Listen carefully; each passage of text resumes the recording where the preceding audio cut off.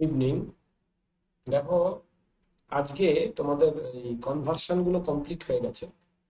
মানে আমাদের যে ক্লাস চলছে সেখানে যত রকম নাম্বার সিস্টেমের কনভার্সন ছিল সেটা কমপ্লিট হয়ে গেছে। সেই জন্য আমরা এবার কি করব, যে বিভিন্ন এরিথমেটিক গুলো আছে সেগুলো করব। তার মানে হলো যোগ বিয়োগ গুণ ভাগ এগুলো একটু করব। তো সব খুব বেশি করব না, কারণ নতুন যে সিলেবাস আছে তাতে তোমাদের খুব বেশি কিছু দেওয়া হয়নি। খুব বেশি যোগ বিয়োগ সেরকম দেওয়া হয়নি। কিন্তু তাহলেও মানে যেহেতু বাইনারির ক্ষেত্রে বাইনারি যোগ বিয়োগ গুণ ভাগটা আমাদের অনেক কাজে লাগে, সেই জন্য ওটা আমরা শিখব। আর তার সঙ্গে হেক্সাডেসিমেল আর অক্টালের কিছু একটা দুটো সব মানে সোজা সোজা জিনিস যোগ বিয়োগ এগুলো শিখে নেব। তো প্রথম যেটা আমি স্টার্ট করব তোমাদেরকে সেটা হলো বাইনারি দিয়ে। তো বাইনারির আজকে যেটা করাবো সেটা হচ্ছে বাইনারি অ্যাডিশন। বাইনারি নাম্বারের যে যোগ আছে সেইটা আজকে আমি করাচ্ছি। বাইনারি অ্যাডিশনের ক্ষেত্রে দেখো, আমি দুটো সেট সংখ্যা নিয়েছি। তো একটাই এখানে সূত্র আছে, তোমাদের একটা সূত্র খালি মনে রাখতে হবে, তাহলে তোমরা পেরে যাবে। সেটা হলো 1 আর 1 যোগ করলে কত হয়। ঠিক আছে, 1 প্লাস 1 কত হয়। তো সেক্ষেত্রে দেখো, আমাদের নর্মাল এরিথমেটিকে আমরা কি করি, যখন 1 প্লাস 1 করি তখন যোগফল কত হয়? যোগফল হচ্ছে 2। তো 2 এর বাইনারি কত? না, উত্তর হলো 10। তো এইটা তোমাকে মনে রাখতে হবে। মানে যে কোনো ক্ষেত্রে বাইনারিতে যদি 1 প্লাস 1 হয় তাহলে কত হবে? 10, 10। এটা মনে রাখতে হবে, কারণ বাইনারিতে তার যোগফলটা হচ্ছে 10। আর আরেকটা জিনিস মনে রাখতে হবে, সেটা হচ্ছে তিনটে এককে যদি যোগ করা হয়, 1 প্লাস 1 প্লাস 1, তিনটে এককে যদি যোগ করা হয় তাহলে আমাদের নর্মাল যোগে কত হয়? 3 হয়।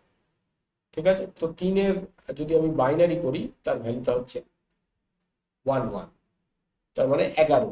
এইটা দুটো জিনিস যদি তুমি মনে রাখো তাহলে তুমি যে কোনো বাইনারি যোগ করতে পারো। ঠিক আছে, দেখা যাক কিভাবে হয়। আচ্ছা দেখো, প্রথমে এই যোগটা আমরা স্টার্ট করছি। এইটা 1 নম্বর।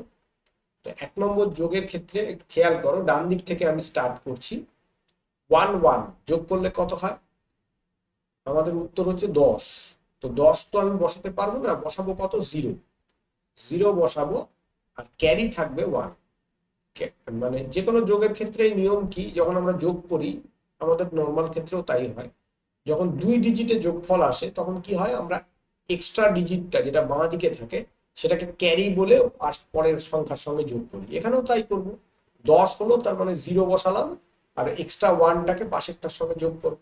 কত হয়? তিনটে ওয়ানে কত হলো? এই যে এখানে তিনটে ওয়ানে 3 মানে 11। 11, তার মানে এখানে কত বসাবো? 1। আর হাতে কত থাকবে? 1। এখানে দেখো আবার দুটো ওয়ান, দুটো ওয়ান মানে 10, তার মানে 0 হাতে থাকলো 1। এখানে কত হবে? 11। 1 হাতে থাকলো 1। একই জিনিস 11। 1 হাতে থাকলো 1। এবং শেষেরটাও একই, 1 হাতে থাকলো 1, যেটা কিনা আমার ফাইনাল উত্তরে বসে গেল। তাহলে এই হচ্ছে আমার অ্যান্সার। বুঝতে পারলে? একই রকম ভাবে আমি সেকেন্ড মানে 2 নম্বর যে যোগটা আছে সেটাও করছি। দেখো এটা কি হচ্ছে, 1 1 0 হয়, মানে 10 হয়, 0 হাতে থাকলো 1। আচ্ছা, আবার দেখো 10-এর জন্য 0 হাতে থাকলো 1। আবার একই, 0 হাতে থাকলো 1। এইবার দেখো তিনটে 1 হলো, তার মানে 11। 1 হাতে থাকলো 1। এখানে কত হবে? 0 হাতে থাকলো 1।